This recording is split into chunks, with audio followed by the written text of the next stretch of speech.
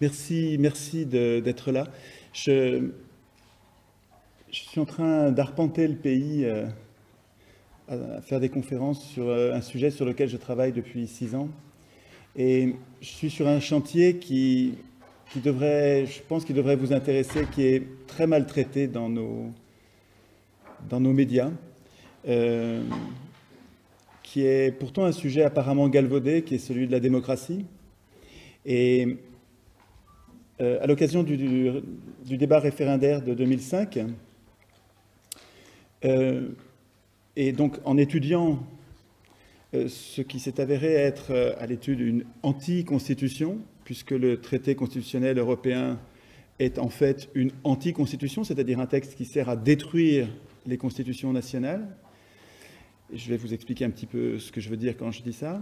En étudiant une anti-constitution, je me suis réveillé. C'est-à-dire que j'étais politiquement complètement endormi, j'étais comme la plupart d'entre nous, un électeur, sans engagement, sans parti, sans syndicat, même sans association. Je m'occupais de mes petites affaires, comme la plupart des gens. Et en 2005, le débat référendaire, à l'occasion d'une anecdote qui a tourné les regards sur moi, et je ne dis pas ça pour parler de moi, je dis ça parce que je réfléchis maintenant aux institutions qui sont capables d'opérer la même chose que ce qui s'est passé chez moi, chez un plus grand nombre de personnes. Et les Athéniens faisaient ça très bien. C'est-à-dire que les humains sont sensibles, la plupart des humains sont sensibles au regard des autres.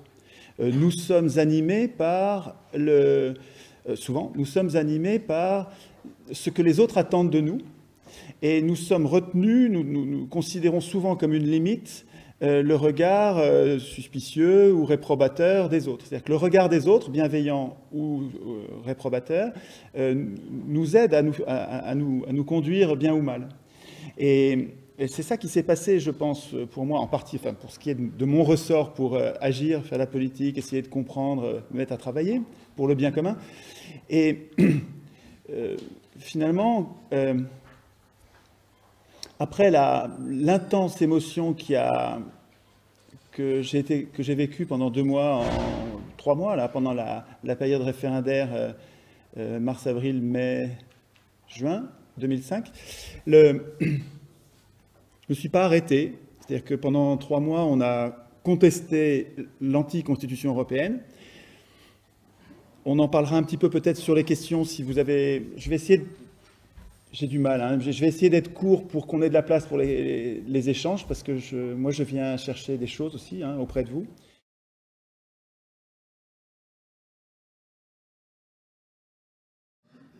Donc après avoir critiqué une anti-constitution, qui était la Constitution européenne, je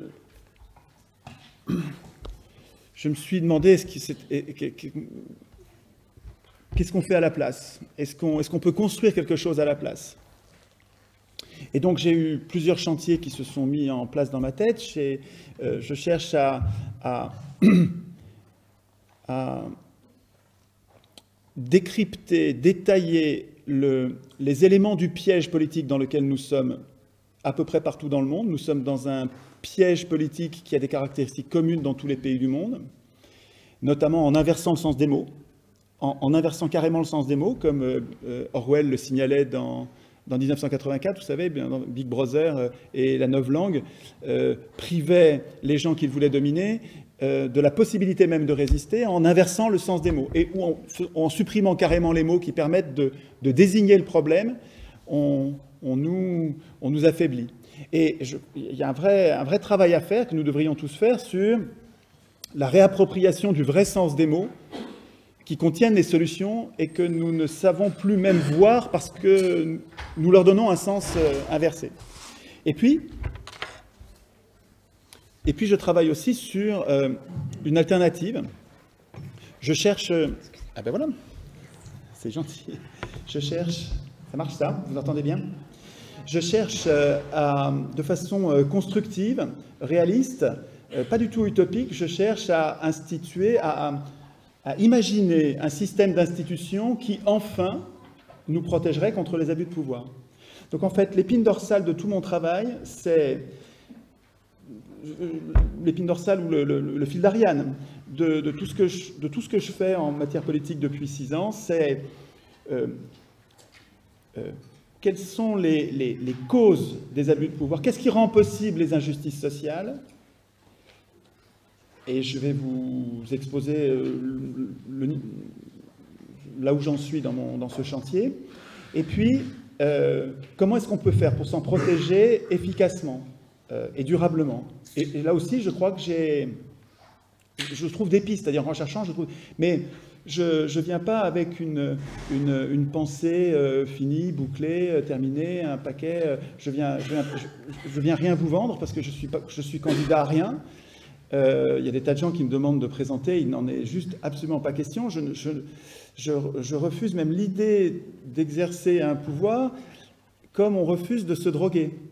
Je sais bien que si je me droguais, ce serait délicieux. Je vois bien que les gens qui se droguent sont dans un monde, mais en même temps, je sais que c'est super dangereux, donc je ne me drogue pas. Ben, c'est pareil avec le pouvoir. Je veux rester lucide, essayer de servir à quelque chose sans m'abîmer. Quand on étudie l'histoire des hommes, il n'y a pratiquement pas d'exception. Le pouvoir corrompt, le pouvoir change les gens en mal, l'argent aussi, mais le pouvoir corrompt et...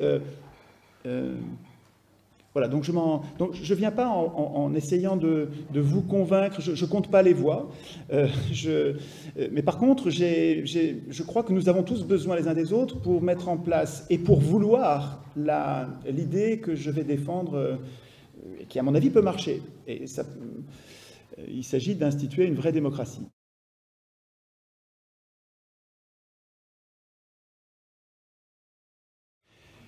Donc, ce sur quoi je voudrais me concentrer, c'est qu'est-ce que c'est qu'une constitution, quel rapport y a-t-il avec les injustices sociales, en quoi ces injustices sociales, les combats contre les injustices sociales sont de nature à nous diviser si nous nous occupons des conséquences ou nous occuper des causes, et qu'est-ce qu'il faudrait changer pour que nous ayons enfin une vraie constitution. Alors, moi je suis un bisu en politique, et donc ça fait 5-6 ans que je fais de la politique, et je suis amené à côtoyer des résistants, des vieux résistants qui ont 40 ans de vie politique. Tous les mercredis, ils vont distribuer des tracts sur les marchés, ils font des réunions sans arrêt, ils réfléchissent sans arrêt au bien commun depuis des dizaines d'années. Chacun son secteur, j'observe, chacun son secteur. Celui-là a fait une priorité, parce que ça lui semble vraiment décisif, essentiel, il a fait une priorité des injustices dans l'entreprise. Ce droit injuste qui donne tous les pouvoirs aux propriétaires dans l'entreprise et quasiment aucun pouvoir ou très peu aux salariés qui n'ont que leur force de travail, pour lui c'est essentiel et il se bat contre ça, il essaye d'améliorer la situation des travailleurs dans les entreprises. Mais tel autre militant, qui lui aussi se donne beaucoup de mal, travaille sur l'écologie, les catastrophes écologiques qui sont de plus en plus menaçantes. Et pour lui, celui-là, c'est le nucléaire qui lui paraît le danger le plus gravissime. Cet autre, ce sont les OGM, etc. Je ne détaille pas. Ce que je veux dire, c'est que je rencontre des centaines de personnes qui ont chacun une spécialisation dans la résistance, en prenant à bras-le-corps une injustice sociale, c'est le mot que j'utilise pour regrouper toutes ces résistances, une injustice sociale contre laquelle il se bat, sur laquelle il devient expert, il devient très savant sur les mécanismes de l'injustice et la rouerie de ceux qui l'animent. Et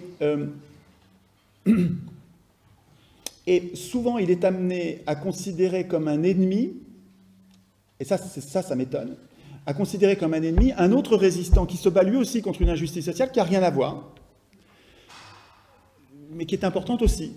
Par exemple, l'exemple qui me vient à l'esprit quand je vous dis ça, c'est le militant anti-nucléaire, qui est vraiment... qui a une perception d'un danger imminent, vital, hyper urgent donc, en a fait une absolue priorité. Et ce militant, quand il va être côte à côte avec un autre militant qui, lui, se bat contre le fascisme financier, la prédation financière, et qui en fait, lui, sa priorité absolue, mais qui est pro-nucléaire, parce qu'il considère que le nucléaire, c'est le progrès, c'est bon, pour l'instant c'est sale, mais ça finira par être propre.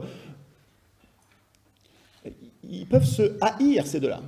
Ils peuvent se haïr au dernier degré. Alors que, de mon point de vue, ils sont tous les deux des résistants relativement héroïques, tout seuls dans leur coin, ils y passent tout leur temps, toute leur énergie, et leur combat vaut la peine de part et d'autre. Et leur désaccord mériterait un débat, une discussion, et puis on votera, on fera un référendum, on verra, quoi. Hein. Pas de quoi s'empailler au moment de résister. Alors, ce que je veux dire, c'est... Je pourrais développer là-dessus, mais je vais résumer. Ce que je veux dire, c'est que tous ces résistants ont un point commun, c'est qu'ils se battent sur ce que j'analyse moi comme des conséquences. Les conséquences d'une cause qui, elle, est commune. Je pense que toutes ces injustices sociales, j'analyse ça comme ça, donc peut-être que je me trompe, hein, je ne suis pas omniscient, mais il me semble, moi, que toutes ces injustices sociales ont un point commun, une cause commune qui est notre impuissance politique. Et vous êtes concernés, comme moi, je crois, sauf si vous êtes, mais même si vous êtes parlementaire, notre impuissance politique générale est, je trouve, une cause commune de la difficulté que nous avons à résister à toutes les injustices sociales, pratiquement toutes. Et si vous voulez, je suis une méthode qui est précieuse, et je pense qu'elle me servira toute ma vie. J'ai découvert ça, je trouve que c'est très très utile. J'ai découvert un conseil d'un gars qui s'appelait Hérodote, en Antiquité, qui était médecin, et qui disait, il a résumé une idée qu'il nous a léguée, qu'il nous a laissée, qui est très utile, très logique, très pratique, très pragmatique. Il nous a laissé juste ces quelques mots. Chercher, disait-il, disait Hérodote, chercher la cause des causes. Et puis il est mort, il a disparu, mais il nous a laissé ça. Chercher la cause des causes. Et c'est très malin, ça, je trouve. C'est-à-dire que, on peut prendre un ou deux exemples, on ne soigne pas une maladie en s'en prenant aux symptômes. Tout le monde comprend ça, je crois. On soigne une maladie en cherchant la cause de la maladie, et en s'en prenant à la cause, on règle la maladie. Et s'il y a plusieurs causes, ce qui est souvent le cas, pratiquement tout est multifactoriel, s'il y a plusieurs causes, on ne s'attaque pas à n'importe quelle cause. On essaye de remonter vers la source, c'est une autre image, on essaye de remonter vers la source pour prendre la causalité première, pour détecter et se débarrasser de la causalité déterminante, on dit, qui détermine les autres. Et j'ai bien intégré ça. J'ai intégré cette méthode de recherche, et c'est elle que j'utilise. Et donc, quand je regarde toutes ces injustices sociales, je ne me contente pas de me bagarrer sur la corruption. J'essaye de trouver la cause de la corruption. Je ne me bagarre pas contre les banquiers qui sont en train de nous ruiner. J'essaye de comprendre qu'est-ce qui fait que ces banquiers ont le pouvoir et moi aucun. Vous comprenez ce que je veux dire? Je ne m'en prends pas aux banquiers en disant « il est mauvais alors que nous sommes bons ». Pas du tout, je ne raisonne pas dans ces termes. J'essaye de comprendre quelle est la cause principale de mon impuissance politique. Et je raisonne bien sûr en commun, puisque je raisonne pour la cité, pour notre corps social.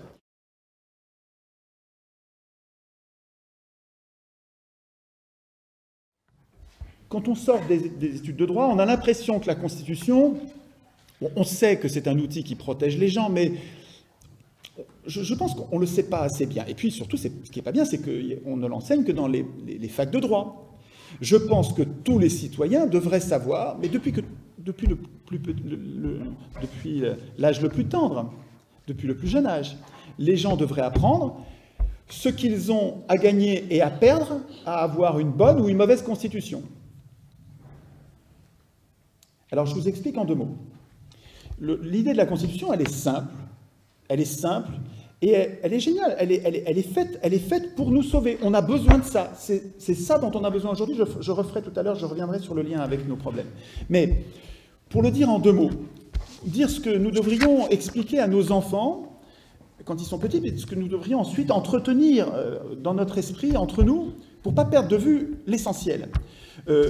Si je mets le peuple en bas, le groupe d'humains qui veut faire société, tant qu'il n'a pas le droit écrit, donc l'état de droit, et se tape sur la figure et vit des mœurs brutales, et qui, pour se pacifier, il y a à peu près 2500 ans d'ailleurs, pour se pacifier, décide de se soumettre à un droit qui va lui être supérieur et qui va empêcher les plus forts, en gros, qui va empêcher les plus forts d'imposer leur loi, entre guillemets, qui précisément n'est pas une loi. La loi du plus fort, ce n'est pas une loi, c'est une vue de l'esprit. En tout cas, pour éviter que les plus forts n'abusent des autres, la collectivité humaine met en place un droit, donc des règles écrites qui sont produites, qui sont écrites par des pouvoirs qui sont au-dessus de nous.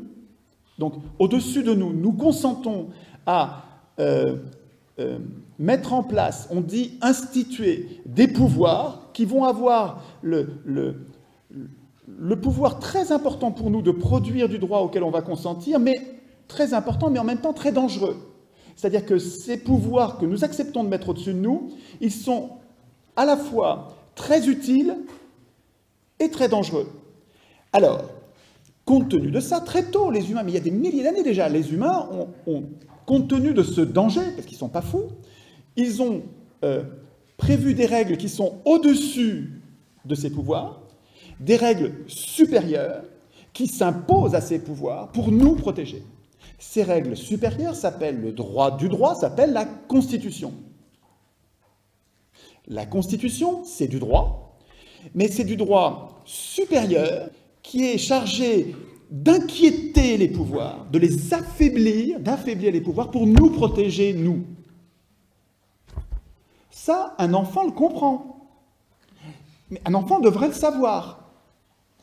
Un adulte aussi le comprend. Nous devrions être pétris de cette organisation protectrice et nous devrions défendre cette idée précieuse, protectrice, apaisante, qu'est une constitution, attention, une vraie constitution, pas une fausse. On va voir que ce que j'appelle des voleurs de pouvoir sont champions pour inverser les mots, y compris le mot constitution. C'est-à-dire qu'ils sont champions pour appeler constitution ce qui en fait exactement le contraire, parce que c'est pas parce que vous mettez un texte que vous êtes débarrassé du problème. Il faut que ce texte, je répète, le texte supérieur, il faut pas seulement qu'il organise les pouvoirs. Les pouvoirs n'ont pas besoin de nous pour s'organiser. Une constitution, ça ne sert pas à organiser les pouvoirs. Une constitution, ça sert à affaiblir les pouvoirs, à inquiéter les pouvoirs pour nous protéger, pour protéger tout le monde de tous les abus de pouvoir, pour nous protéger tous, à tout moment, riches, pauvres, jeunes, vieux, pour nous protéger tous d'un maximum d'abus de pouvoir. Il y a la Constitution. Une fois qu'on a compris ça, normalement, on est tout prêt à comprendre que la personne qui va écrire, les personnes qui vont écrire ce texte supérieur, chargé d'inquiéter le niveau de ceux qui vont produire le droit, c'est-à-dire les parlementaires, les juges, les ministres, les présidents, même les hommes de médias, si la Constitution se met à s'occuper des médias, les journalistes aussi devront craindre la Constitution, les banques, puisque le pouvoir monétaire aussi devrait faire partie d'une Constitution moderne dans laquelle les pouvoirs seraient séparés, on en parlera tout à l'heure peut-être. Ces pouvoirs-là, qui sont au niveau, qui produit des règles que nous craignons, nous, ces pouvoirs-là, vous avez compris, doivent craindre la Constitution pour nous protéger, nous, pour que vous comprenez que, comme ils sont utiles et dangereux, il faut qu'ils craignent, il faut qu'ils aient quelque chose à craindre. C'est une folie de laisser ces gens-là écrire la Constitution. Vous comprenez bien que si les hommes au pouvoir écrivent eux-mêmes les règles du pouvoir, les règles qu'ils sont censés craindre, est-ce que c'est clair? Moi, je trouve ça... Moi, ça me paraît pas compliqué et très important. Et je suis très surpris que ça ne soit pas plus dans le débat des gens d'en bas. Alors que ce ne soit pas dans le débat des parlementaires, des ministres, des hommes de pouvoir, ça ne m'étonne pas. Que ce ne soit pas dans les discussions des hommes de parti qui... Bon, je sais bien qu'il y a des gens super dans les partis, j'ai plein de copains dans les partis, mais à la tête des partis, il y a quand même des gens qui sont... il y a comme un filtre, hein, on dirait que les partis arrivent à choisir parmi nous les plus menteurs, les plus résistants au mauvais traitement, les plus traîtres, les plus... Enfin, on dirait que... Alors pas tous, hein, je sais bien qu'il y en a qui sont pas... Mais enfin, en gros, quand même, on dirait que... Enfin, les gens qui sont à la tête des partis ne nous ressemblent plus, quoi. On dirait qu'il y a eu un tamis. Donc, ça ne m'étonne pas que parmi ces gens-là, ils ne parlent pas de constitution, rien. Mais que nous... Dans le contexte actuel qui est quand même favorable pour moi pour vous expliquer ça, parce qu'aujourd'hui, les abus de pouvoir, on les voit, mais c'est impressionnant quand même. Là, tous les jours, on en a 4, 5 nouveaux, considérables, de nouveaux abus de pouvoir, révoltants.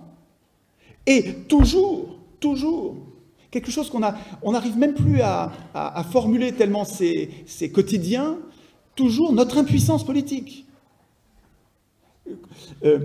Contredisez-moi si j'exagère, si je dis quelque chose qui est... si je suis extrémiste. Cette démocratie qu'on nous vante comme ce qui se fait de mieux sur Terre en matière politique, qu'est-ce qu'elle me laisse comme droit? Le droit de désigner tous les 5 ans des maîtres politiques qui vont tout décider à ma place? C'est pas moi qui vote les lois, donc je désigne des gens qui vont les voter à ma place, donc et qui sont mes maîtres. Je les désigne parmi des gens que je n'ai pas choisis. Donc ce sont des faux choix. C'est-à-dire que quand je choisis entre l'affreux A et l'affreux B, oui, c'est un choix, c'est un faux choix. C'est-à-dire que je ne peux pas choisir autour de moi des gens que je considère comme bien. Pas du tout. Librement, je ne peux pas du tout faire ça. Donc je choisis... Cette démocratie, soi-disant, ne me laisse comme possibilité que le droit de désigner des maîtres parmi des gens que je n'ai pas choisis et contre lesquels je ne pourrais rien faire pendant 5 ans, je dis bien rien faire pendant 5 ans, je pourrais descendre dans la rue si ça m'amuse et ils s'en tapent complètement. Je ne pourrais rien faire s'ils me trahissent, même s'ils me trahissent au dernier degré. Même s'ils me trahissent au dernier degré. Je ne peux rien faire. Tout ce que je peux faire, c'est, à la fin du mandat, ne pas réélire la crapule qui vient de me trahir pendant 5 ans. J'exagère, là, je force un peu. Mais c'est pour vous dire, je ne dis pas qu'ils sont tous des crapules. Encore que... non, je ne dis pas qu'ils sont tous des crapules. Mais ce que je dis, c'est que même si c'est une crapule finie, et il y en a quelques-unes quand même, même si c'est une crapule finie, tout ce que je peux faire, c'est ne pas le réélire, mon pauvre chéri. Le pauvre chéri de crapule. Parce que, en fait, c'est pas grave ce qui va lui arriver. Parce que, si je le réélis pas, je vais réélire l'autre, celui que j'ai jeté 5 ans avant, parce qu'il m'avait trahi les 5 années d'avant, et j'ai que ce choix-là. J'ai que le choix entre 2 grands partis. Et quand je suis pas content d'un, je prends l'autre, et quand je suis pas content de l'autre, je reprends l'un, ils sont à mi-temps. Et ils se sont votés à un chômage, vous ne le croirez pas, je ne sais pas si vous êtes au courant, ils se sont votés à un chômage qui dure 5 ans. C'est-à-dire qu'ils continuent à être payés comme si on les avait élus, alors qu'on ne les a précisément pas réélus. Ils continuent à être payés le temps d'attendre que l'autre se fasse virer. Bon, et ils appellent ça démocratie.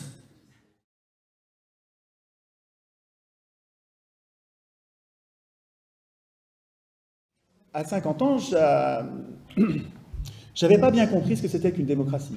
Et donc j'acceptais, puisque j'acceptais comme vous, comme tout le monde, hein, une espèce de leçon incroyable où on me dit, depuis que je suis petit, élection égale démocratie. Mon petit répète, démocratie égale élection. Oui, élection égale démocratie. Démocratie égale élection. Élection égale démocratie. Démocratie égale élection. Et on me répète ça à l'école, on me répète ça dans les journaux, à la télévision, dans les livres. Des livres qui parlent de la démocratie, moi j'en ai, bon, je ne sais pas, spécifiquement de la démocratie, de l'organisation démocratique, je dois avoir 4 ou 500 peut-être. Bon, il y en a là-dessus, sur, disons 400, sur 400 livres, il y en a 10 qui parlent vraiment de la démocratie, qui parlent de la démocratie digne de ce nom, la démocratie, le démos kratos, le pouvoir du peuple. Les autres parlent de nos régimes actuels, qu'il faut refuser d'appeler démocratie. Le régime dans lequel nous vivons porte un autre nom. Il s'appelle le gouvernement représentatif. On pourrait dire gouvernement prétendument représentatif. Mais appelons-le par le nom qui est l'étiquette officielle d'origine, 1789, 1776 aux États-Unis. Les fondateurs de nos régimes ont mis en place pas du tout une démocratie, savaient très bien ce que c'était qu'une démocratie, ils ne voulaient pas de démocratie, c'était des notables, ce n'était pas les 99% qui ont fait la Révolution française. Quand Sieyès a écrit « Qu'est-ce que le tiers-État » ? Vous savez, le tiers-État, pendant la Révolution française, c'était après les nobles, après le clergé, vous aviez tout le reste, c'était le tiers-État, c'était le troisième ordre. C'était ce qu'on pourrait dire, aujourd'hui les 99%. Le problème, c'est que c'est un autre affreux, Sieyès, en 1789, un grand penseur, l'abbé Sieyès, un grand penseur de la Révolution française, quand il a écrit « Qu'est-ce que le tiers-État » et quand il a pensé le système de remplacement de l'Ancien Régime, Sieyès pensait au 1% dans le tiers-État. Il pensait aux riches affairistes, les banquiers, parmi le tiers-État. C'est eux qui ont financé les guerres du blé, les guerres des farines, qui ont affamé les gens pendant les 3 ans qui ont précédé la Révolution française, qui ont fait que le peuple s'est soulevé contre ses maîtres qu'il ne supportait plus, pour ensuite prendre leur place. Mais donc le peuple s'est fait manipuler. D'ailleurs, Talleyrand, il faut que je fasse attention avant de dire non, je peux dire cette crapule de Talleyrand, je peux dire ça. Je vous conseille d'écouter, je vais faire une petite parenthèse, c'est pas grave, j'avais dit que je n'en ferais pas, mais je vais en faire quand même. Je vous conseille chaleureusement de découvrir un historien qui s'appelle Henri Guillemin, G-U-I-2-L-E-M-I-N. Vous cherchez Guillemin sur Internet, vous cherchez Guillemin Napoléon, Guillemin la Commune, Guillemin 14-18. Vous allez trouver des conférences télévisées. Ce gars-là est mort, il nous a laissé quelque chose de merveilleux. C'est un vrai trésor, je vous jure que c'est un vrai trésor. J'en ai écouté 2 en venant vous voir, 2 ou 3. C'est une conférence d'une demi-heure. Il nous explique comment est né le gouvernement représentatif. Il nous explique la Troisième République, la République des affairistes, la République pour rire, la République des honnêtes gens, entre guillemets, ça voulait dire des possédants. La République des modérés, entre guillemets, la République centre-gauche, c'est-à-dire des banquiers colonialistes qui sont allés piller volontairement les pays d'Afrique, qui s'appelaient centre-gauche, qui s'appelaient démocrates, qui s'appelaient, comment ils s'appelaient encore, progressistes, tous des banquiers affairistes, rien à voir avec la gauche, enfin l'idée qu'on pourrait se faire de la gauche. Donc c'est très important, je crois. J'en vois plein qui sont tout jeunes, là, qui ont 20 ans, 30 ans, on dirait, enfin même pas. Moi, je me suis réveillé à 50 ans, j'enrage de ne pas avoir commencé plus tôt. Il faut du temps quand même pour découvrir tout ça. Il faut s'en occuper. Si vous commencez à 20 ans, vous avez de la chance, quoi. Il y a beaucoup, non, c'est vrai, il y a beaucoup de choses à découvrir. On ne comprend bien le présent que si on étudie, puis il faut bosser un peu, mais c'est délicieux, il faut bosser l'histoire, quoi. Quand vous découvrez comment Bonaparte, puis Napoléon, a été poussé par les banquiers privés pour prendre le pouvoir en France, assassiner les idées de la Révolution, créer la banque dite de France, qui n'est pas du tout de France, qui est la banque des banquiers qui ont poussé Napoléon. Ça éclaire ce qui se passe aujourd'hui, ça permet de comprendre ce qui se passe aujourd'hui, ça n'a pas changé. Mais c'est très important pour imaginer la solution de bien comprendre, de bien connaître les données du problème. C'est-à-dire que tant qu'on se fait enfumer avec les mots et qu'on appelle les mots du sens de leur contraire, qu'on appelle les mots... quand on accepte de donner aux mots une définition qui est l'inverse de ce qu'elle devrait, on n'arrive pas à formuler la solution. Nous ne vivons pas en démocratie, nous vivons volontairement. C'était sciemment que Sieyès a écrit les règles du gouvernement représentatif, c'est-à-dire un régime dans lequel le peuple ne vote pas ses lois. Le peuple n'est pas autonome, il ne vote pas lui-même ses lois. Il est hétéronome, il subit les lois écrites par d'autres. En bas de la page 11, je vous ai mis une citation de Sieyès qui permet de comprendre quel est le régime dans lequel nous vivons depuis le début. Nous ne vivons pas dans une démocratie qui s'est abîmée, nous vivons depuis le début dans un régime qui est un renoncement à la démocratie. Donc c'est très important de le savoir pour ensuite imaginer une alternative. Que disait Sieyès? Ouvrez les guillemets. Les citoyens qui se... Donc c'est l'abbé Sieyès qui parle, 1789. Les citoyens qui se nomment des représentants, se nomment à eux-mêmes des représentants, renoncent et doivent renoncer à faire eux-mêmes la loi. Ils n'ont pas de volonté particulière à imposer. S'ils dictaient des volontés, la France ne serait plus cet État représentatif, ce serait un État démocratique. Le peuple, je le répète, dit Sieyès, dans un pays qui n'est pas une démocratie, et la France ne saurait l'être, le peuple ne peut parler, ne peut agir que par ses représentants.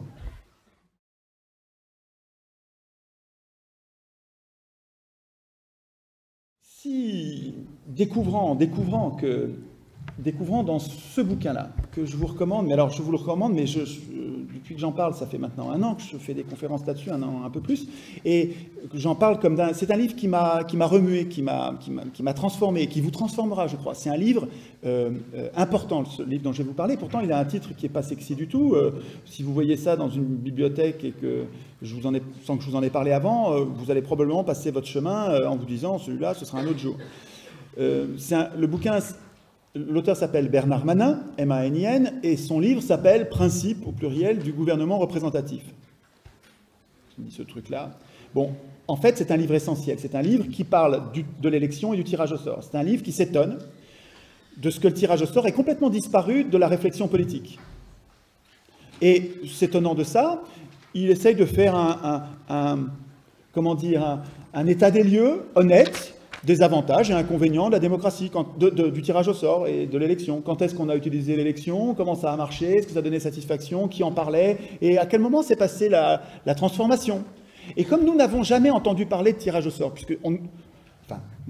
peut-être que vous en avez entendu parler, moi de toute ma scolarité, y compris en droit, on ne m'avait jamais parlé de tirage au sort, et quand on m'avait parlé de démocratie avec l'existence du tirage au sort, on m'en a parlé comme d'une bizarrerie, et puis on est passé rapidement à autre chose. Je n'ai pas du tout vu la centralité du tirage au sort en démocratie. Et on la découvre avec Manin, de façon très vivante, très tonique, c'est littéralement passionnant. Et puis il y a toute une biblio qui va vous conduire à lire d'autres bouquins sur la démocratie, la vraie, celle d'Athènes, et celle qui pourrait être la nôtre si nous la voulions. Il faudrait que nous la voulions pour qu'elle advienne. Je vous en parlerai à la fin.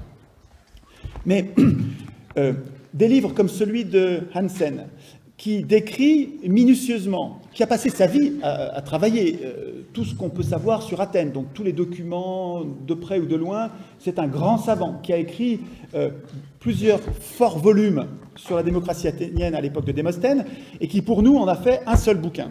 Donc c'est résumé, c'est passionnant. C'est la vie des Athéniens qui, tous les matins, vont à l'Assemblée. Enfin, quand ils se présentent à l'Assemblée fait 6000 personnes, et il y en a 2000 qui se présentent au tirage au sort. Et tous les jours, ça tire au sort. Tous les jours, ça tire au sort. Alors, je vais vous l'expliquer en quelques mots, et puis je vais vous laisser venir avec les objections. J'en connais plein des objections. Je commence à être bien rodé, mais peut-être que vous allez avoir des objections que je ne connais pas. Je suis friand de ça, je cherche ça. Je ne cherche pas à avoir raison, je cherche à imaginer un système robuste, qui marche, qui ne soit pas une utopie, qui soit un truc, si j'ai tort, si je me trompe, je m'adapterai, je changerai, je ferai autre chose. Pour l'instant, j'ai l'impression de tenir quelque chose de solide, je vais le mettre au feu de vos objections.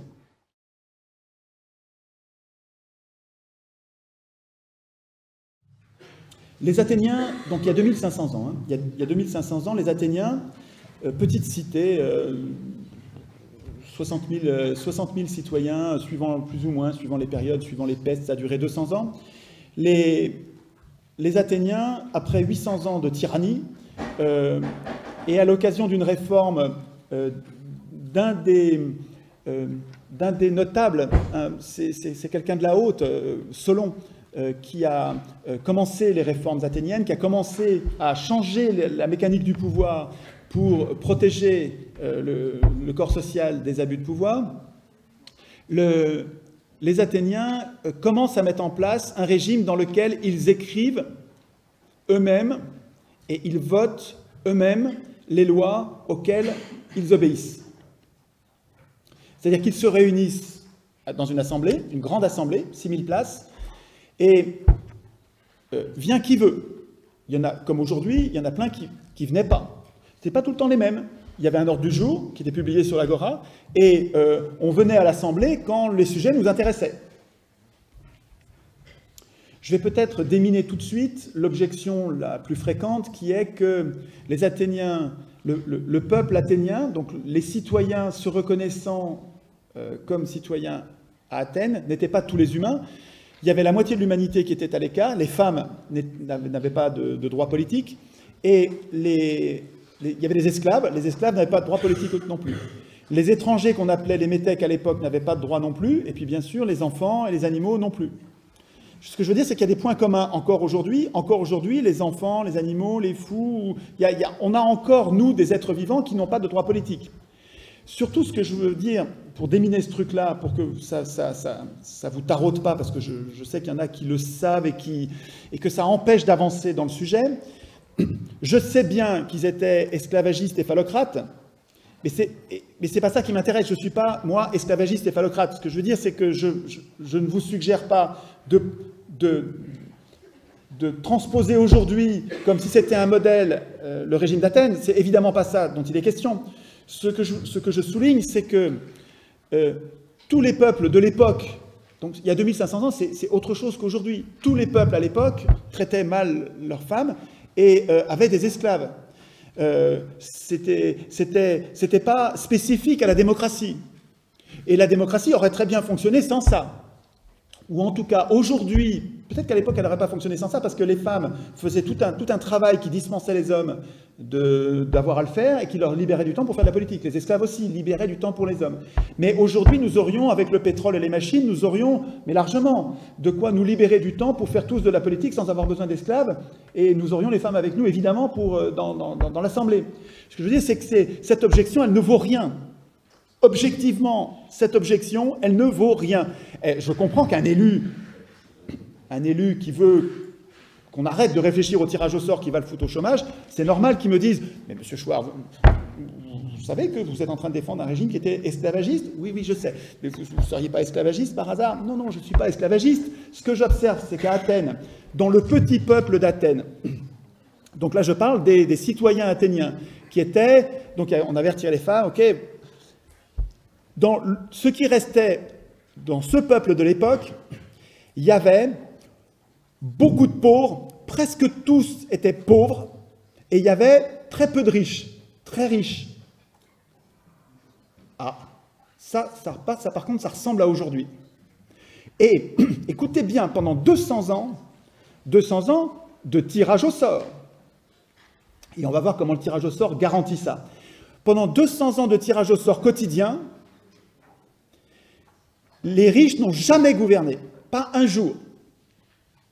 Et d'ailleurs, les philosophes, Platon, Aristote, ont passé leur vie à baver sur la démocratie, à dire du mal de la démocratie, parce que, qu'est-ce que c'est que ce régime dans lequel les pauvres, la populace, les pauvres dirigent mal, ils mentent, ils apprennent à mentir. Donc Platon a calomnié, le mot n'est pas trop fort, Platon a inventé des mots que quelqu'un qui ensuite étudie la démocratie démonte, il démonte ses mensonges. Platon aurait dû être, c'était un noble, quelqu'un qui aurait dû être le patron, un des patrons de la cité, et pas de peau, il a vécu à l'époque de la démocratie. Donc il a raté sa carrière politique à cause de la démocratie. Donc il a passé sa vie à écrire du mal sur la démocratie. Il faut le savoir. Donc il a dit des choses très intéressantes sur nous, notre condition. Je ne conchis pas la totalité de Platon, je vous invite simplement à être méfiant sur ce que Platon vous dit de la démocratie, parce qu'il a un compte à régler, un compte personnel, et qui, à mon avis, ne correspond pas à l'intérêt général. Il respecte mal l'intérêt général, Platon, quand il nous parle de la démocratie. Donc il faut le savoir quand on lit Platon. Et Aristote, c'est pareil. La plupart des philosophes disaient du mal de la démocratie. Donc, les Athéniens, pour se protéger des abus de pouvoir, constatant depuis 800 ans que le pouvoir change les gens, les transforme, Et des gens qui étaient bien au départ se mettent à devenir des fous furieux et se mettent à servir des intérêts particuliers plutôt que l'intérêt général, constatant ça, et pragmatiquement, c'est pas du tout idéaliste, c'est très concret. C'est du même coup très robuste, et ça marcherait très bien aujourd'hui. Les Athéniens ont mis en place un système de rotation des charges. Vous savez, dans nos conversations, on a encore ça. Je suis sûr que dans vos conversations, souvent vous dites le problème, c'est la professionnalisation de la politique. Que ce soit toujours les mêmes qui exercent la politique, ça ne tourne pas assez dans la politique. Souvent, on dit ça, encore aujourd'hui. Eh bien, les Athéniens ont réglé le problème en instituant la rotation des charges, c'est-à-dire des mandats courts, 1 an maximum, souvent 6 mois, plus courts. Même le patron d'Athènes était tiré au sort tous les jours. Tous les jours était tiré au sort le chef d'Athènes. Donc des mandats courts, non renouvelables, qui garantissaient aux Athéniens, donc aux autres, qui garantissaient un amateurisme politique. Les Athéniens ne voulaient pas de professionnels de la politique. Ils n'en voulaient pas comme ça dans l'absolu, ils n'en voulaient pas pour se protéger eux-mêmes contre les abus de pouvoir.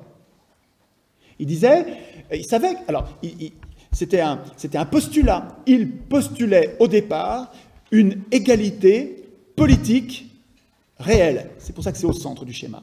Égalité politique réelle. Les Athéniens savaient très bien qu'ils n'étaient pas égaux. Ils savaient très bien qu'il y avait des intelligents et des abrutis. Ils savaient qu'il y avait des vertueux et des malhonnêtes. Ils savaient qu'il y avait des forts et des faibles. Ils savaient ça. Ils savaient qu'il y avait des gens qui étaient capables de gouverner un navire et d'autres qui n'étaient pas capables. Il n'était pas question de ça, il était question de politique. En politique, disaient les Athéniens, il n'y a pas de compétence, nous sommes tous compétents. Pour donner de la force pour donner sa force à ce principe central d'égalité politique réelle, il fallait instituer l'amateurisme politique. Et que nous soyons tous, disait Aristote, dans une démocratie, les citoyens sont alternativement gouvernants et gouvernés, gouvernants et gouvernés, au hasard du sort. La procédure centrale qui rend possible à Athènes la rotation des charges, et donc l'amateurisme politique, et donc l'égalité politique, tout ça tient ensemble. Si vous retirez le tirage au sort, vous perdez tout, vous perdez la démocratie. La procédure qui rend possible la rotation des charges rapide et l'amateurisme politique, c'est le tirage au sort. Au contraire, l'élection qui consiste, par définition, ça ne fait même pas l'objet d'un débat, ça, l'élection qui consiste à choisir le meilleur. L'élection, ça ne consiste pas à choisir le plus mauvais, on est d'accord, je n'exagère pas, l'élection c'est pour choisir le meilleur. En réussissant ou pas, on cherche à choisir le meilleur. Le meilleur, Aristos en grec. L'aristocratie, c'est le régime du gouvernement par les meilleurs. Alors, ce qu'Aristote observait déjà il y a 2500 ans, c'est que les aristocraties dégénèrent, se dégradent. Toujours, dit Aristote. Déjà, il y a 2500 ans, une aristocratie, ça ne reste jamais longtemps. Une aristocratie, ça devient une oligarchie, dit Aristote. C'est une vieille affaire. Si vous voulez, jusqu'à il y a 200 ans, jusqu'à Rousseau, Montesquieu, tout le monde savait, c'était de la culture générale, tout le monde savait que l'élection est par nature aristocratique et que la procédure de la démocratie, c'est le tirage au sort. Tout le monde le savait. Ce qui me plaît dans la démocratie, ce n'est pas de trouver quelque chose qui est parfait. Je sais bien que ce ne sera pas parfait. Ce n'est pas du tout la question. Je ne cherche pas une utopie, un truc parfait. Je cherche à sortir d'une situation épouvantable dans laquelle, on retourne à la guerre là, on retrouve les mêmes signes que ce qui a précédé les guerres mondiales précédentes. Mais pour les mêmes raisons, avec la même impuissance politique du plus grand nombre qui ne veut pas de la guerre, et la même puissance politique de ceux qui ont de l'argent et qui veulent la guerre.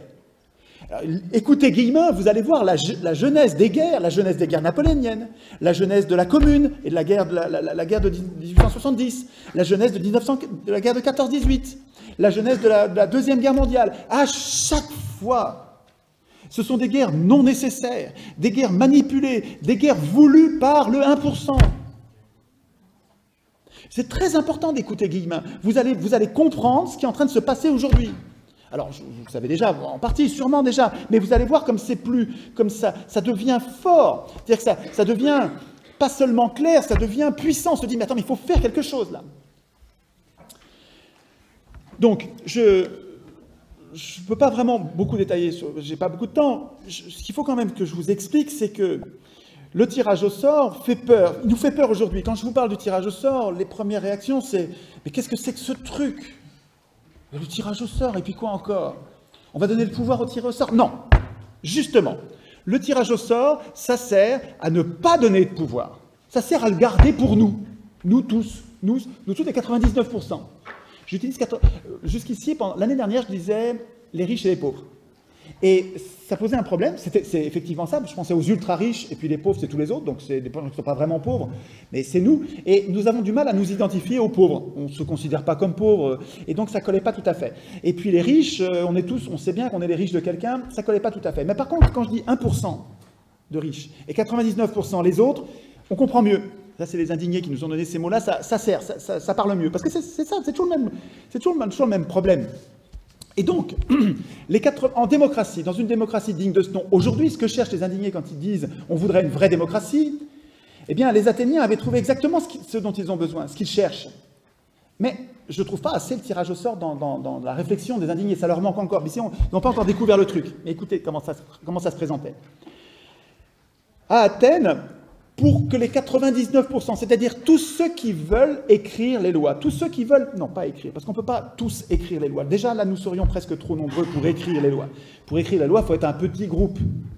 Mais nous voulons voter nos lois. C'est-à-dire que nous voulons dire, loi par loi, pas parti par parti, loi par loi. Nous voulons dire, si nous sommes autonomes, si nous sommes des citoyens et pas de simples électeurs, si nous sommes des citoyens autonomes, nous voulons, disaient les Athéniens, nous voulons voter nous-mêmes nos lois. Alors, comment ça marche ? Eh bien, nous nous réunissons dans une grande assemblée où des gens viennent nous présenter, donc il y a des orateurs qui viennent en bas de l'Assemblée et qui disent « il faut faire cette loi pour cette raison ». Puis un autre orateur, parce qu'à 6000, on ne discute pas. Les gens dans l'Assemblée, ils peuvent demander la parole, ils descendent, ils viennent parler, mais il n'y a pas de bavardage, on se tait à l'Assemblée. On vote, et c'est à l'extérieur de l'Assemblée qu'on parle beaucoup, pour préparer. Mais ensuite, au moment de l'Assemblée, on vote. Et on écoute des orateurs, on écoute des discours successifs. Et pour faire marcher le système, l'Assemblée ne peut pas tout faire. Elle ne peut pas donc préparer les lois. Ce n'est pas elle qui va préparer les lois. Elle ne peut pas non plus exécuter les lois. Ce n'est pas elle qui va aller faire la police, la justice. Donc, l'Assemblée athénienne, l'Assemblée démocratique, ce seraient des assemblées de quartier ici. Ici, on est à Montpellier, il y aurait sûrement plusieurs communes qui sont plusieurs assemblées. Mais assemblée par assemblée, notre assemblée a besoin de représentants. Et dans une démocratie digne de ce nom, les représentants ne sont pas les maîtres. Ce sont des serviteurs qu'il faut affaiblir pour qu'ils restent des serviteurs et qu'ils ne deviennent jamais nos maîtres. Et le tirage au sort sert à ça. Le tirage au sort, il sert à donner un tout petit peu de pouvoir, jamais 2 fois de suite, et pendant pas longtemps. Alors, les tirés au sort à Athènes, c'était par exemple le Conseil des 500 qui était tiré au sort, le Conseil des 500 qui préparait les lois, ils faisaient comme des commissions au Parlement. Ce n'est pas eux qui votaient les lois, ce n'est pas les représentants qui votaient. Donc le tirage au sort, vous en avez peur quand, premier mouvement, vous vous dites « on va tirer au sort les gens qui votent à notre place ». Pas du tout, une démocratie, ça ne marche pas comme ça. Les représentants, ce n'est pas eux qui vont voter les lois. Vous comprenez ce que je veux dire ? C'est nous qui allons voter les lois. Les 99% qui veulent instituer une vraie démocratie, une démocratie digne de ce nom, ils mettent en place le tirage au sort parce qu'ils savent qu'ils ont besoin de représentants pour écrire les lois ou pour exécuter les lois, pour faire la police. Les policiers étaient tirés au sort. Les juges étaient tirés au sort. Mandat court, non renouvelable, avec des redditions des comptes à la fin. Il y avait une série de contrôles en plus du tirage au sort qui est exceptionnelle. Tirer au sort, ce n'était pas une sinécure, c'était une série de charges et un danger. Ils pouvaient perdre la vie au moment de la reddition des comptes. Bon, c'était des mœurs brutales d'une époque plus brutale qu'aujourd'hui. On ne serait pas obligé aujourd'hui, évidemment, de faire pareil. On pourrait simplement les punir, sans les mettre à mort, mais on pourrait les punir. Mais ce que je veux dire, c'est que la reddition des comptes, c'était sévère. Qu'est-ce qu'il avait fait? Pourquoi il l'avait fait? On lui posait des questions, jusqu'à être bien sûr qu'il avait bien servi l'intérêt général. Et s'il avait bien servi l'intérêt général, on lui faisait un arc de triomphe, on lui rendait les honneurs, on le regardait avec reconnaissance, il avait une réputation, il avait le regard des autres dont je parlais tout à l'heure, qui lui servait de... Il n'a pas besoin d'argent, il faut être un peu malade pour avoir besoin d'argent, pour se donner du mal pour la société. Il y a la plupart d'entre nous, nous donnons du mal pour le bien commun, sans avoir du tout besoin d'argent. On a besoin d'argent pour vivre, puis voilà. Après ça, le fait que les gens soient reconnaissants et soient contents de ce que vous avez fait, ça nous suffit. La plupart des gens normaux, ça leur suffit. Il y a quelques malades qui ont besoin d'1 million d'euros par an pour se donner du mal, mais ceux-là devraient être internés. C'est pas du tout le cas général. C'était juste une petite incise. Donc, les tirés au sort étaient triés, pas triés, ils étaient légèrement triés, c'est-à-dire que c'était dans le schéma, c'est ce que je suis en train de vous dire, c'est la partie droite, l'espèce d'alignement vertical de quelques contrôles qui étaient appliqués aux tirés au sort, parce que les Athéniens, comme vous, avaient peur de tirer au sort des abrutis ou des malhonnêtes. Bien sûr, ils avaient peur, mais ils avaient mis en place des contrôles qui leur permettaient de rien craindre du tout de ces tirés au sort. C'est-à-dire qu'il y avait le volontariat au début qui permettait de filtrer. C'est-à-dire que déjà ceux qui se considéraient comme incapables d'exercer les charges ne se présentaient pas au tirage au sort. Et puis voilà, donc cela a été filtré déjà. Ensuite, il y avait l'ostracisme qui permettait de mettre à l'écart ceux dont on se méfiait. Et les Athéniens se méfiaient surtout de ceux qui parlaient bien. Les Athéniens, ayant une forte expérience politique qui est très intéressante à découvrir, on a plein de choses à apprendre de ce qu'ils ont mis au point politiquement pour se protéger des abus de pouvoir, des démagogues, de la corruption. Ils ont mis en place plein d'institutions qui sont absolument passionnantes. Et donc, l'ostracisme était aujourd'hui, le mot ostracisme, c'est un mot qui est négatif, mais à l'époque, non seulement c'était pas négatif, mais c'était un mot très important pour la démocratie athénienne parce que ça permettait de mettre à l'écart quelqu'un dont on avait peur. Or, comme ils cherchaient la concorde, pour pacifier une société, il fallait absolument pas qu'il y ait d'individus qui suscitent de la haine ou de la peur, une peur panique. Et donc les gens qui suscitaient cette crainte pouvaient, à l'occasion d'une procédure qui s'appelait l'ostracisme, pouvaient être tenus à l'écart. Je vous en parlerai tout à l'heure si ça vous intéresse, vous me demanderez. En tout cas, il y avait le moyen de mettre à l'écart les gens dont on avait peur. Il y avait aussi la docimasie, je garde le mot parce que j'aime bien, il y a une poésie dans certains mots grecs, comme l'iségorgia, le droit de parole pour tous à tout moment, ou bien la docimasie, cette espèce d'examen, non pas de compétence, puisque je vous ai dit que la compétence, elle était postulée comme égale parmi tous les Athéniens, ils la postulaient. Ils savaient bien que peut-être il y avait, mais ils postulaient cette égalité de compétences, mais par contre, ils sentaient bien qu'il y avait des problèmes possibles d'aptitude. Par exemple, un fou en plein, il fallait être capable de le mettre à l'écart. La docimasie servait à écarter les fous. Ils avaient aussi des critères, et nous pourrions réfléchir à ces critères pour choisir les nôtres modernes, mais ils avaient des critères qui sont amusants, je trouve. Il ne pouvait pas être tiré au sort quelqu'un, et donc ne passait pas le cap de la docimasie, quelqu'un qui ne s'occupait pas bien de ses parents. C'est marrant de voir ça. Ne pouvait pas s'occuper du bien commun quelqu'un qui n'était même pas capable de s'occuper de ses parents. Une constatation de fait simple devrait nous conduire à étudier le système athénien. C'est que pendant 200 ans, ils l'ont pratiqué. S'il y avait tant de défauts, si c'était si nul, s'il y avait tant de problèmes, si c'était si douteux, ils ne l'auraient pas pratiqué pendant 200 ans. 200 ans, c'est très long, c'est le même temps que ce que nous avons testé l'élection. Depuis 1789, il s'est passé en gros 200 ans. 200 ans à tester l'élection. Et à Athènes, il s'est passé 200 ans à tester le tirage au sort. S'il y avait tant d'objections graves, sans réponse, ça n'aurait pas duré 200 ans. Donc, cherchez, vous allez voir, ce qui vous paraît une objection, quand vous allez creuser, il faut que vous bossiez, vous allez bosser un peu, mais vous allez voir, c'est passionnant. Si vous bossez, vous allez voir que ces objections ont trouvé leur solution. Quand je fais le bilan, je ne parle pas de jugement, là, je parle des faits. Quand je regarde les faits de 200 ans de tirage au sort, et que je vois que pendant 200 ans de tirage au sort, c'est les citoyens, donc très majoritairement, mais presque exclusivement des pauvres, qui votaient leurs lois et qui donc toujours pendant 200 ans ont voté les lois. Et ça a donné une société qui était prospère, riche, stable politiquement. Ils n'étaient pas du tout malheureux, pas du tout plus malheureux que leur société voisine. Ce n'était pas le chaos du tout.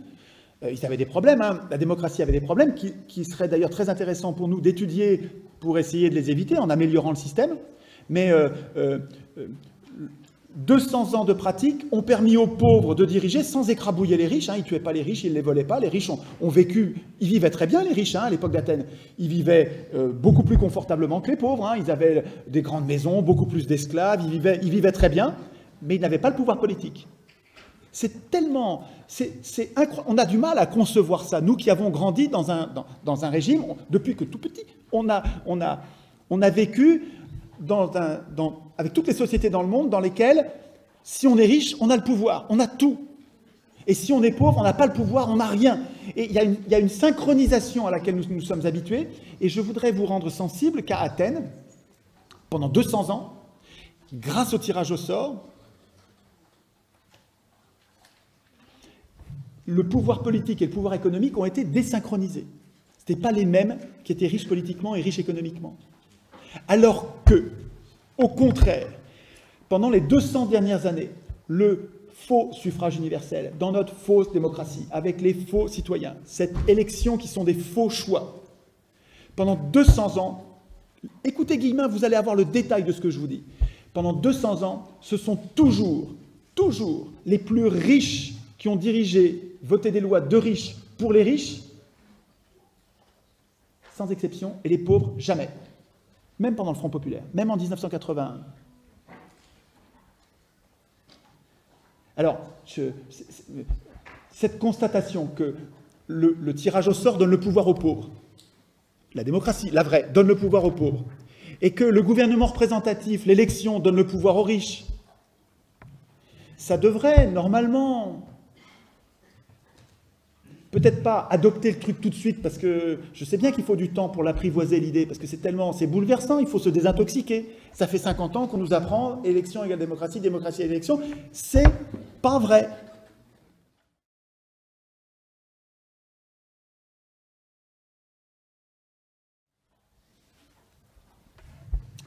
Alors, je quitte la démocratie athénienne jusqu'aux questions, et juste, je voudrais...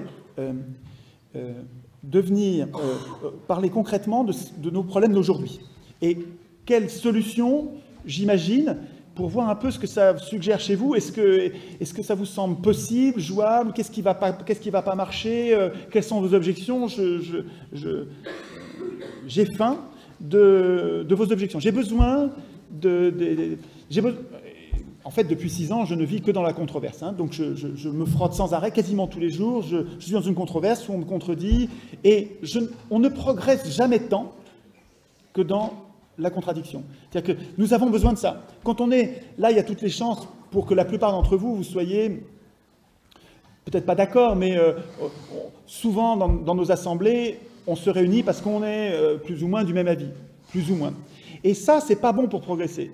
Ce qui est mieux pour progresser, c'est qu'on soit, et c'est ça le pari de la démocratie, hein, à Athènes, l'idée géniale de la démocratie, c'est de réunir tout le monde, y compris, surtout les gens qu'on déteste, pour mettre en scène les conflits. C'est ça qui est important.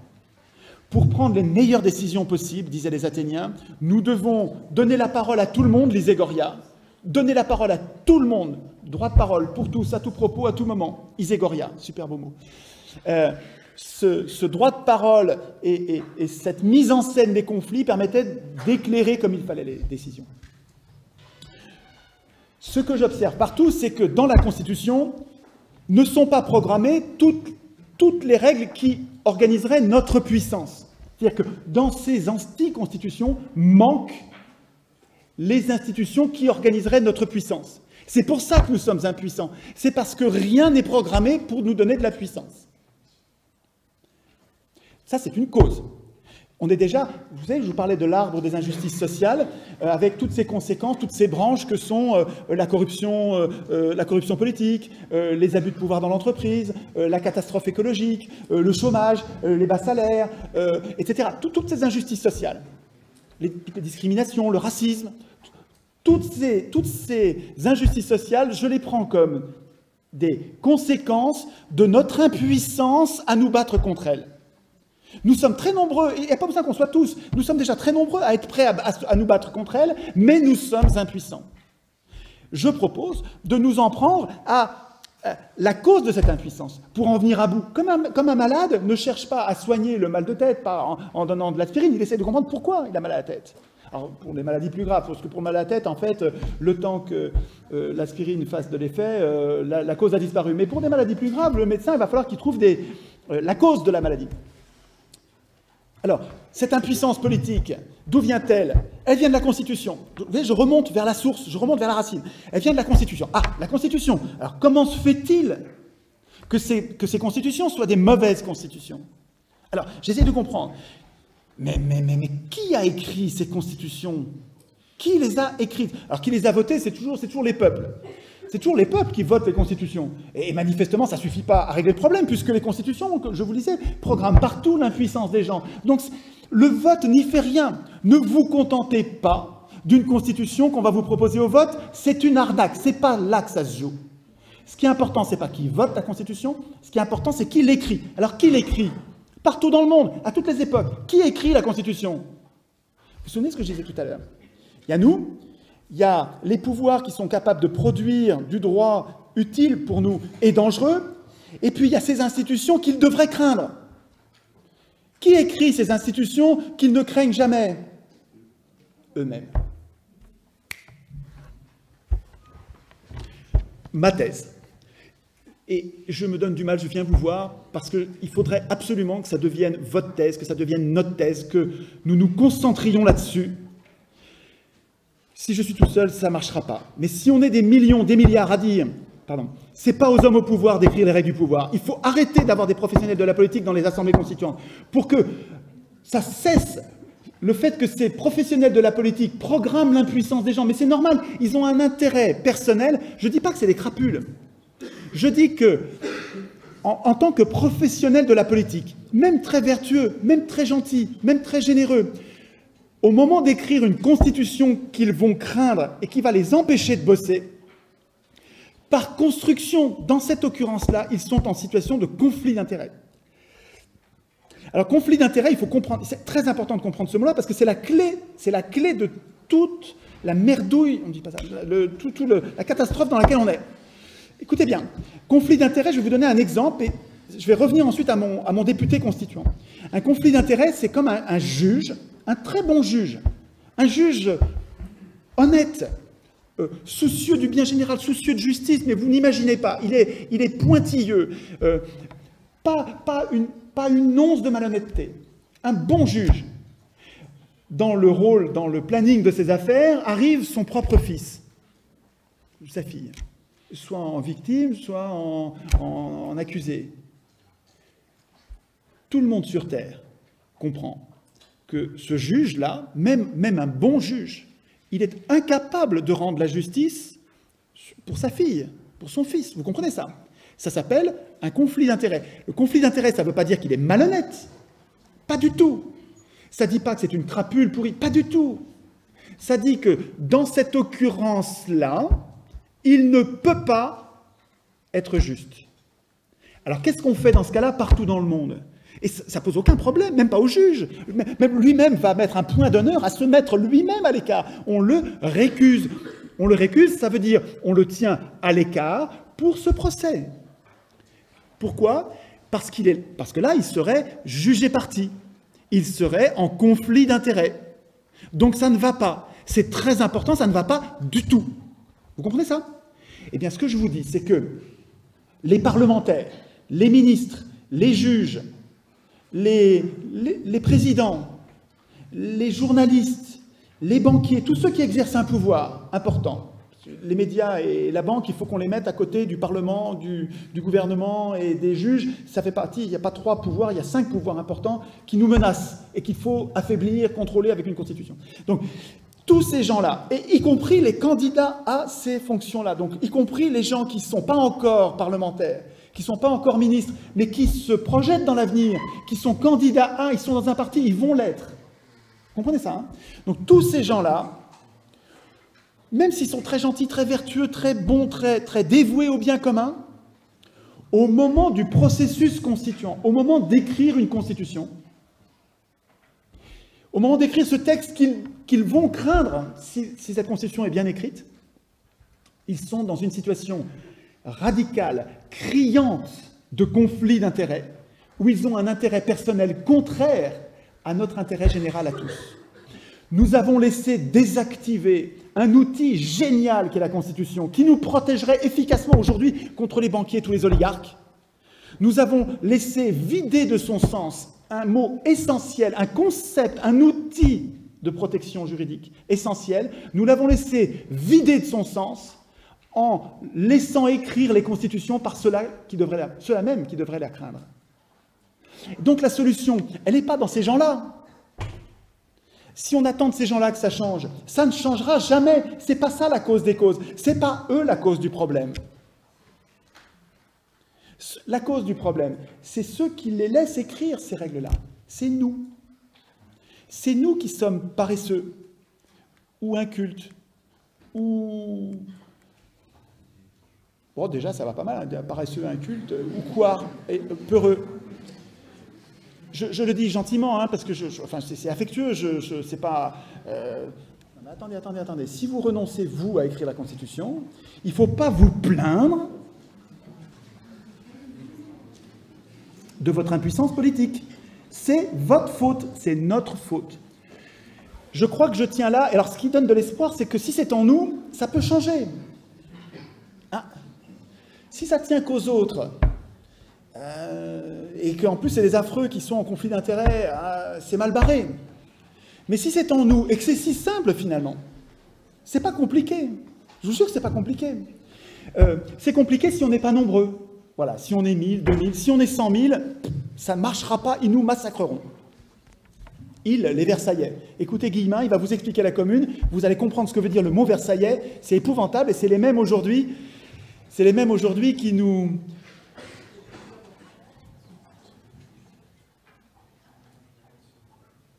laminent. Je pense aux Grecs. Mais nous sommes Grecs. Je pense aux Palestiniens, nous sommes Palestiniens. Je veux dire, on va prendre... ça va finir en camp de travail si on ne se réveille pas, quoi.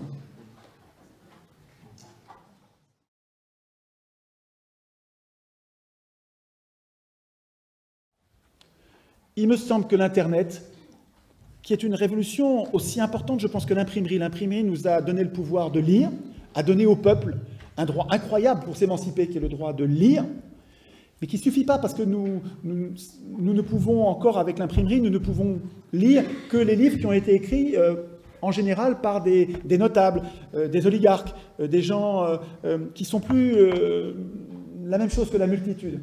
Ce que l'Internet nous donne, ce que l'Internet donne au peuple au pluriel, c'est le droit d'écrire.